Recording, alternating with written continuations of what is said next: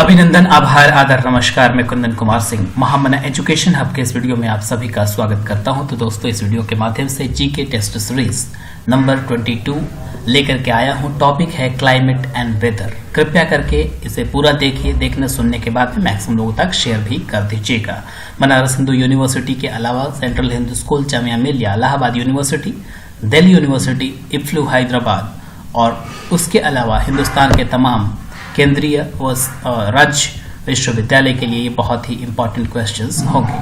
चलिए ज़्यादा समय नहीं लेते हुए आपके इस टॉपिक को हम शुरू करते हैं। ध्यान से सुनिएगा, एक एक चीज को देखिएगा, बहुत ही ज़्यादा इंपॉर्टेंट है। काफ़ी मेहनत के बाद आप तक ये चीज़ें पहुंचा पा रहा हूं। सबसे पहला क्वेश्चन है, the main cause of global climate change is. पहला ऑप्शन है increase in the content of carbon dioxide in the atmosphere, emissions of industrial gases, adding of dust और चेंजेस इन प्लांट कवर। ये चार options है। हमने समझ लिया है कि आपने अभी तक गेस कर लिया होगा। इसका सबसे सही उत्तर जो होगा वो होगा option A, that is increase in the content of carbon dioxide in the atmosphere. Alright, global climate change का सबसे बड़ा कारण यही है कि कार्बन डाइऑक्साइड की मात्रा इस धरती पर बढ़ी है और इसी कारण उसका टेम्परेचर भी। दूसरा क्वेश्चन है आपके स्क्रीन के ऊपर कि if there is no carbon dioxide in the earth atmosphere the temperature of the earth surface would be. अगर धरती पर कार्बन डाइऑक्साइड नहीं होगा तो धरती के टेम्परेचर का क्या हाल होगा। ऑप्शन ए कह रहा है कि dependent on the amount of oxygen in the atmosphere. दूसरा ऑप्शन कह रहा है कि higher than the present, less than the present और द सेम। इसका सही उत्तर क्या होगा आपने बताना है। इसका सही उत्तर होगा लेस देन द प्रेजेंट। अगर इस धरती के सरफेस पे कार्बन डाइऑक्साइड नहीं रहेगा तो उसका टेम्परेचर अभी जितना है उससे कम हो जाएगा। ऑलराइट, ये दूसरा क्वेश्चन का आंसर है ऑप्शन नंबर 3। चलिए आगे बढ़ते हैं क्वेश्चन नंबर 3 पर। यह कह रहा है कि हाई प्रेशर सब tropical calm belts known as horse latitudes lies between option A 0 degree and 10 degree, 15 degree and 25 degree, 20 degree 25 degree and 30 degree and 35 degree। High pressure सब ट्रॉपिकल calm belts जिसको कि हॉर्स लैटिट्यूड के नाम से जाना जाता है, वो इस किस रेंज में लाई करती हैं। इसका सही उत्तर क्या होगा। इसका सही उत्तर होगा 30 degree and 35 degree. 30 degree and 35 degree के बीच में हॉर्स लैटिट्यूड लाई करती है। आगे बढ़ते हैं। इंपॉर्टेंट क्वेश्चन है fourth one, which from the following can cause a tsunami. इसका ऑप्शन है ए वोल्केनो, अवलांच, टॉर्नेडो और अर्थक्वेक। इनमें से क्या सुनामी ला सकता है। तो इसका सही उत्तर क्या होगा आपने जल्दी से गेस करना है। इसका सही उत्तर है अर्थक्वेक। अर्थक्वेक, ऑलराइट, भूमि का कंपन या भूकंप आना, भूकंप ही सुनामी ला सकता है। ऑलराइट, तो ये हो गया। आगे बढ़ते हैं, क्वेश्चन नंबर 5 पे पहुंच चुके हैं। The direction to which wind blows is known as. जिस भी दिशा में हवा बहती है उसे क्या कहते हैं। इसके पहले ऑप्शन है विंडवर्ड, लीवर्ड, इलिविंग साइड और नन ऑफ दीज। इसका सही उत्तर क्या होगा जल्दी से आपने गेस करना है। इसका सही उत्तर होगा लीवर्ड। जिस डायरेक्शन में हवा बहती है उसे कहते हैं लीवर्ड, LEEWARD। ऑलराइट, बहुत सारी चीजें आपने शायद नहीं पढ़ी होगी और ज्योग्राफी के क्वेश्चंस में से काफी ही मेहनत करके ये सारी चीजें लाई गई हैं। कृपया इसे देखिए। Consider the following statements. All cyclones develop an eye at the center. The temperature inside the eye is nearly 10 degree lesser than that of surrounding. Which of the statements given below are correct? इनमें से कौन से सही उत्तर हैं option A और B के आधार पर। A only, 2 only, A both A and 1 and 2 और neither 1 nor 2। इसका सही उत्तर क्या होगा। इसका सही उत्तर होगा only A। मतलब all cyclones develop an eye at the center। all cyclones develop an eye at the center। चलिए क्वेश्चन नंबर 7 की तरफ हम बढ़ चुके हैं कि which one of the following is a low cloud। इसके ऑप्शंस हैं cirrocumulus, cirrostratus, एल्टो क्यूमुलस और निम्बो स्ट्रेटस। इन चारों ऑप्शंस में से क्या होगा? Which of the following is a low cloud? इनमें से लो क्लाउड कौन सा है? तो आपने गेस कर लिया होगा अभी तक, और इसका सही उत्तर है निम्बो स्ट्रेटस। जो क्लाउड लो लेवल के होते हैं, मतलब नीचे होते हैं, उनको बोलते हैं निम्बो स्ट्रेटस। निम्बो स्ट्रेटस। आगे बढ़ते हैं, क्वेश्चन नंबर 7 हो चुके हैं। 8वें पे चल पड़े हैं कि which region of the earth surface is called doldrums? इनमें से डोल्ड्रम्स किसे कहते हैं? इसका ऑप्शन ए है इक्वेटोरियल लो प्रेशर बेल्ट, सब tropical high pressure belt, between 10 degree and 23 degree 23.5 degree north and south latitude, और सब पोलर लो प्रेशर बेल्ट। इसका सही उत्तर क्या होगा? जल्दी से आपने बताना है। इसका सही उत्तर होगा equatorial low pressure belt. Equatorial low pressure belt is the region of earth surface which is called doldrum। Equatorial low pressure belt. Geography के स्टूडेंट्स जिन्होंने क्लास 11-12 में पढ़ा होगा जरूर इस टॉपिक के इर्द गिर्द आए होंगे। आगे चलते हैं कि which one of the following pairs of oceans and currents is not correctly matched? पहला है option North Atlantic Ocean, Canaries current, Eastern Pacific Ocean, Kuroshio current, South Atlantic Ocean, Falkland current, Indian Ocean, Agulhas current. इसका सही उत्तर क्या होगा? इनमें से किस में सही मैच नहीं है? ऑलराइट, तो जो इसका सही उत्तर होगा वो होगा ईस्टर्न पैसिफिक ओशियन में क्रोशियो करंट नहीं होता है। ऑलराइट, और बाकी तीनों के तीनों इंपॉर्टेंट है, इनको याद भी कर लीजिएगा, क्योंकि क्वेश्चन दूसरे तरीके से ऐसा भी पूछा जा सकता है कि फॉकलैंड करंट कहां पे कौन से ओशियन में आते हैं। अब क्वेश्चन नंबर 10 की तरफ बढ़ते हैं। Savanna natural region is characterised by which one of the following? Savanna a natural region is characterised by which one of the following? Option A है a distinct wet and dry season with annual range of temperature between 3 degrees Celsius to 8 degrees Celsius, broadleaf evergreen forest and grasses, uniformly high temperature throughout the year, no spatial variation in mean annual rainfall। इसका सही उत्तर क्या होगा? जल्दी से आपने बताना है। तो इसका सही उत्तर होगा uniformly high temperature throughout the year. Savanna वैसे घास का मैदान भी है। कृपया करके हमें कमेंट बॉक्स में लिख के बताइए कि सवाना घास का मैदान कहां पर है, वर्ल्ड के किस रीजन में है। जल्दी से बताना है आपने कमेंट बॉक्स में लिख के। आगे चलते हैं क्वेश्चन नंबर 11 की तरफ कि name the continent where tundra type of climate is not found. Tundra type of climate का मतलब है जहां पे काफी ज्यादा बर्फ गिरती है, काफी ज्यादा ठंड पड़ जाती है। इसके ऑप्शंस हैं यूरोप, एशिया, अफ्रीका और नॉर्थ अमेरिका। इनमें से कहां पर टुंड्रा टाइप की क्लाइमेट नहीं पाई जाती है? ध्यान से क्वेश्चन को पढ़ना बहुत जरूरी है। इसका सही उत्तर है अफ्रीका। अफ्रीका आपको पता है कि बिल्कुल इक्वेटर के नजदीक है, यहां पर हमेशा गर्मी पड़ती है। बाकी एशिया के भी बहुत सारे देशों में काफी बर्फबारी होती है। यूरोप में तो ठंड पड़ती ही पड़ती है, नॉर्थ अमेरिका में भी काफी ज्यादा ठंड पड़ती है, बर्फबारी बहुत ज्यादा होती है, तो टुंड्रा टाइप रीजन हो जाता है। आगे बढ़ते हैं, क्वेश्चन नंबर 12 पर चल पड़े हैं हम। क्वेश्चन नंबर 12 कह रहा है कि if the temperature of a place increases suddenly the relative humidity. इसके ऑप्शन है इंक्रीजेस, डिक्रीजेस, रिमेन्स कांस्टेंट और फ्लक्चुएट्स। इसका सही उत्तर होगा option B, that is decreases. If the temperature of a place increases then suddenly then the relative humidity decreases. Alright, तो barometer क्या होता है, कैसे वर्क करता है, थोड़ा ये भी पढ़ लीजिएगा, क्योंकि उससे भी रिलेटेड कई सारे क्वेश्चंस आपसे पूछ लिए जाते हैं। ऑलराइट, आगे बढ़ते हैं।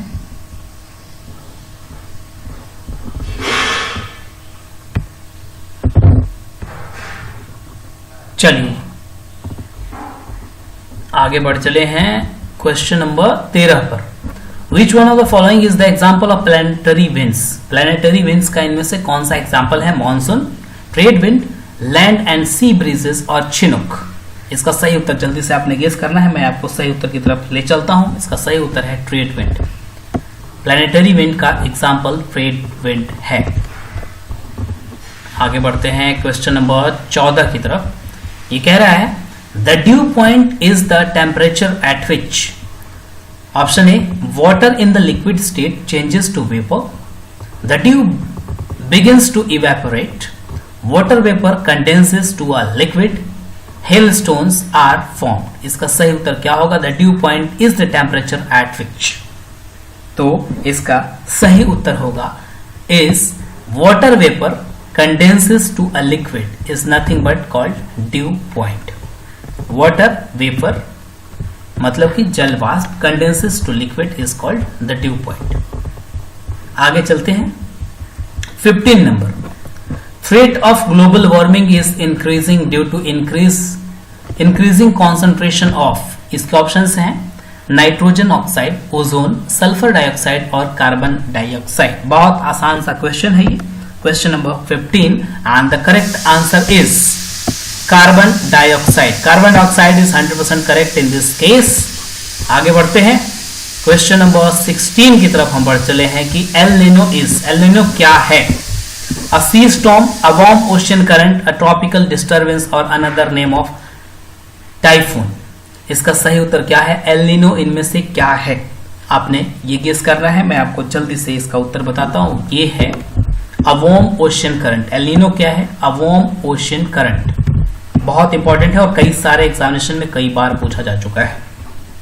क्वेश्चन नंबर 17 की तरफ हम बढ़ रहे हैं। ये कह रहा है कि the earth revolves around the sun, this causes formation of day and night, diffraction of winds and currents, change of seasons और differences in longitude and time. The earth revolves around the sun, this causes। पृथ्वी सूर्य के चारों तरफ घूमती है, इसका क्या क्या कॉज होता है, इससे क्या क्या चीजें निकल करके आती हैं, क्या क्या होते हैं उसके कारण? तो इसका सही उत्तर है चेंजेस ऑफ सीजन। पता ही है रिवॉल्यूशन के कारण क्या होते हैं? सीजन बदलते हैं, मतलब कि मौसम बदलना होता है। क्वेश्चन नंबर 18 ये मैच करना है आपको कि match list 1 and list 2 and select the correct answer using the code given below। instrument and measure, odometer, barometer, anemometer, hygrometer। और इस तरफ है atmospheric pressure, rainfall, humidity and wind speed। इसका सही उत्तर क्या होगा? मैं आपको कुछ हिंट दे लेता हूं। anemometer is nothing but to measure the wind speed। Alright, अब हम आपको यहीं से सीधा आंसर पर ले चलते हैं, जहां पर आपके सामने ऑप्शंस रहेंगे।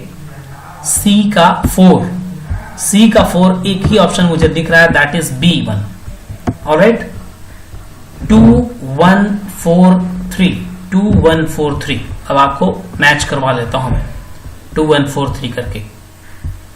मतलब odometer rainfall, barometer atmospheric pressure, this is anemometer wind speed and hygrometer is nothing but humidity. Alright, समझ में आ गया? ये चारों नोट्स बना लेना आप, काफी ज्यादा काम आएंगे आगे। अब बढ़ते हैं क्वेश्चन नंबर 19 की तरफ कि monsoon is caused by, option A says कि impact of summer temperatures on the seas, movement of clouds, seasonal reversal of winds and rise in temperature. इसका सही उत्तर क्या होगा? 19 का सही उत्तर होगा C, that is seasonal reversal of winds. Alright, आगे बढ़ते हैं। क्वेश्चन नंबर 20 पे आ चुके हैं हम। ये कह रहा है कि कंसिडर द फॉलोइंग स्टेटमेंट्स। अब ये पहला स्टेटमेंट कह रहा है कि either of the two belts over the ocean at about 30 degree to 35 degree north and south latitudes is known as horse latitude. Option B statement कह रहा है कि horse latitudes are low pressure belts. Which of the statements are correct? A only, 2 only, both A and B and neither one nor 2। इसका सही उत्तर क्या होगा? ये आपने जल्दी से गेस करना है। इसका सही उत्तर होगा ओनली A, ऑप्शन A, और स्टेटमेंट A इज करेक्ट। जैसे either of the two belts over the oceans at about 30 degree and 35 degree north and south latitudes is known as horse latitude। Alright, अब आगे बढ़ते हैं question number 21 की तरफ। ये कह रहा है कि the snow on the mountains does not melt all at once when it is heated by the sun because. Option A कह रहा है कि it becomes very hard, it reflects most of the heat from the sun, it has a low specific heat capacity और it has a high latent heat of fusion. इसका सही उत्तर क्या होगा जल्दी से बताना है आपने, और इसका सही उत्तर होगा because it has a high latent heat of fusion. इसी कारण ढेर सारा बर्फ जब एक समय एक जगह होता है तो सूर्य की किरणों से सारा का सारा बर्फ नहीं पिघलता है। Alright, it has because it has high latent heat of fusion. आगे बढ़ते हैं क्वेश्चन नंबर 22 की तरफ हम आ चुके हैं कि extensive desert occurs in the western tropical region of constituents because. Option A says कि of easterly trade winds, cold ocean currents flow along the western coast, of the effect of both the offshore easterly trade winds and cold ocean currents, and the last option says the rate of evaporation is greater along the western margin areas। इसका सही उत्तर क्या होगा ये आपने जल्दी से guess करना है। इसका सही उत्तर होगा cold ocean currents flow along the western coast। Extensive deserts occur in the western tropical region of continents because cold ocean currents flow along the western coast। This is 100% right answer over here, option B।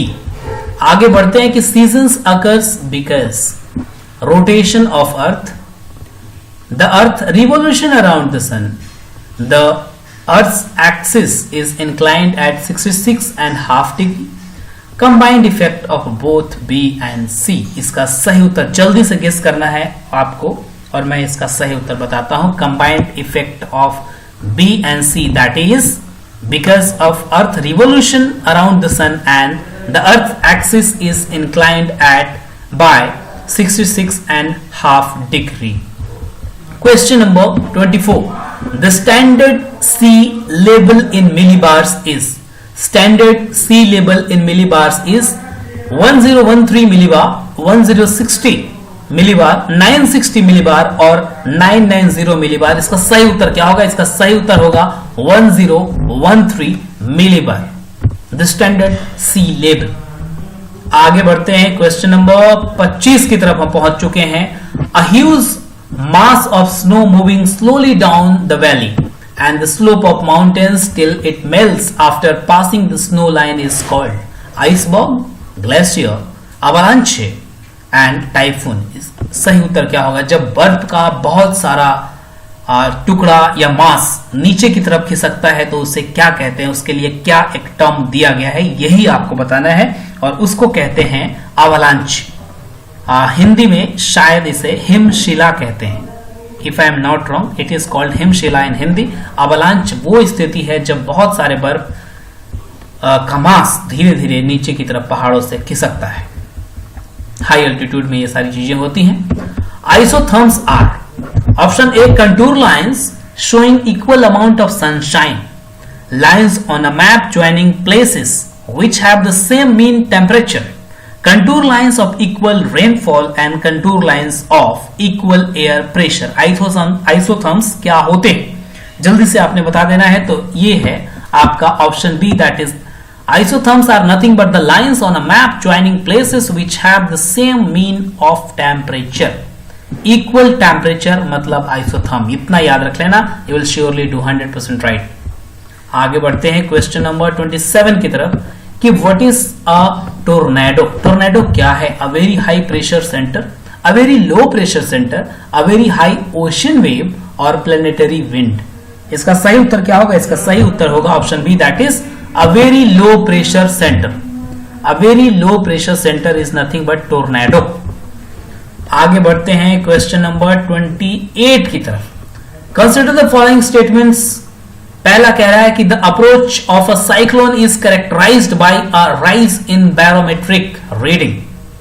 Option 2 says in the cyclones of northern hemisphere the winds circulate in anti clockwise direction. Which of the following statements is are correct? 1 only, 2 only, both 1 and 2 और neither 1 nor 2। इसका सही उत्तर जल्दी से आपने guess करना है, मैं आपको इसका उत्तर बताता हूं। इसका सही उत्तर है both 1 and 2। मतलब the approach of cyclone is characterized by a rise in barometric reading, and the second statement says in the cyclones of northern hemisphere the winds circulate in anti-clockwise direction। ये दोनों के दोनों statement सही हैं। ऐसे question UPSC तक में भी पूछे गए हैं, तो कृपया इसे अच्छा तरीके से प्रिपेयर कर लीजिएगा, इसके फैक्ट्स अच्छे से पढ़ लीजिएगा, तो बेहतर होगा आपके लिए, आपके फ्यूचर के लिए। तो question number 29 says the fraction of solar energy reflected from earth into space is known as insolation, albedo, radiation or heat loss। The fraction of solar energy reflected from earth into space is known as nothing but it is called albedo। It is called albedo। All right, last question।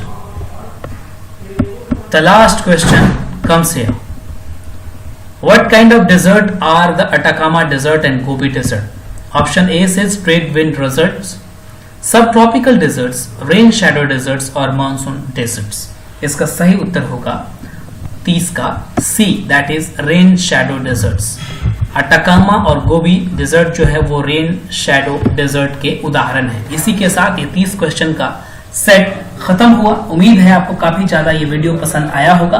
Maximum लोगों तक share जरूर करना है, पसंद आया तो like भी कर दीजिएगा। अगर इस चैनल को अभी तक आपने सब्सक्राइब नहीं किया है तो जरूर सब्सक्राइब कर लें। Young ladies and gentlemen, thank you for watching and all the best for your bright future. God bless you all. Good luck as always. नमस्कार वंस अगेन।